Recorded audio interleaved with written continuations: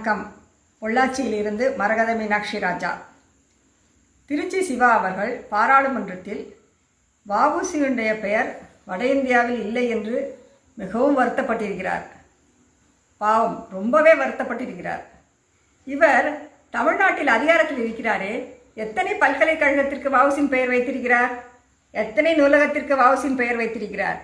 இவர்களுக்கு பாராளுமன்றத்தில் சிலை வைக்க வாய்ப்பு கிடைத்தபோது வ.உ.சி.க்கா சிலை வைத்தார்கள்? முரசொலிமாறனுக்கு சிலை வைத்தார்கள். முரசொலிமாறன் என்ன தியாகம் செய்து சிறைக்கு சென்று சுதந்திரம் வாங்கி கொடுத்தாரா? இப்பொழுது பாராளுமன்றத்தில் வ.உ.சி.யின் பெயர் வட இந்தியாவில் இல்லை என்று கூறுகிறார். முதலில் தெரிந்து கொள்ளுங்கள், வ.உ.சி.யின் பெயர் வட இந்தியாவில் இல்லாத காரணம் அவர் தென்னிந்தியர் என்பதால் அல்ல, அவர் காந்திஜிக்கு சால்ரா தட்டவில்லை என்பதுதான்.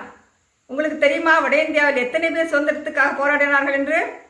பிபின் சந்திரபாலருக்கு வட இந்திய தெருக்களில் பெயர் இருக்கிறதா அல்லது தென்னிந்திய தெருக்களில் பெயர் இருக்கிறதா? தமிழ்நாட்டில் யாருக்காவது அவரை தெரியுமா? இன்னும் அரவிந்தர், சித்தரஞ்சன் தாஸ், குதிராம் போஸ், இன்னும் ஏராளமான பேர் வட இந்தியாவிலும் சுதந்திரத்துக்காக போராடினார்கள், தென்னிந்தியாவிலும் சுதந்திரத்துக்காக போராடினார்கள். அவர்கள் பெயரெல்லாம் ஏன் தெரியவில்லை? அது காந்தி நேருவின் கூட்டுச்சதி. என்னமோ சுதந்திரத்தையே இவர்கள் இருவரும் தான் வாங்கி கொடுத்தது போல எல்லா பக்கங்களிலும் இவர்கள் பெயர் இருக்கிறது. அதனால் வ.உ.சி.யின் பெயர் வட இந்தியாவில் இல்லை என்பதற்கு ஒரே காரணம் அவர் காந்திஜிக்கு சால்ரா தட்டாததுதான்.